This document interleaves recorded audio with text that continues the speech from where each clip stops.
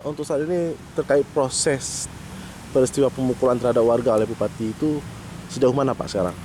Sekarang kasus itu sudah diambil oleh Polda, jadi berkas semua sudah diserahkan ke Polda. Yang SOP-nya demikian karena menyangkut kepala daerah. Ya. Ya sudah semua berkas, termasuk pemeriksaan saksi-saksi, semuanya sudah diserahkan ke sana. Jadi untuk proses lebih lanjut mungkin nanti Polda yang menangani. Untuk saat ini sudah berapa saksi yang kita periksa Pak? Yang sudah kita periksa 5 5. Dari terlapor berapa? dari pihak terlapor 3, Ya, dari pihak pelapor pelapor 2. 2.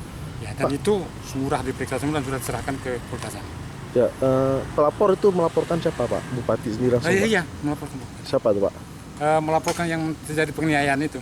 Bupati Pak? Ya, Pak, ini kan sudah ditarik ke Polda Pak. Kita sebagai Polres di sini sejauh ini apa langkah-langkah ke depannya Pak? ya nanti kalau kita dibutuhkan minta bantuan pemanggilan saksi dan lain sebagainya, tentunya kita ya harus proaktif ya kan, sesuai dengan petunjuk Polda ya kan. Berarti nggak ada rencana pemanggilan Bupati di sini Pak ya? Mungkin ya kalau sudah diambil Polda ya nggak ada lah, langsung diambil Polda. Oke Pak, nama Pak? Kasubag Humas Kasubag namanya? Usman Ayan, AKP Usman Ayan. Oke Pak.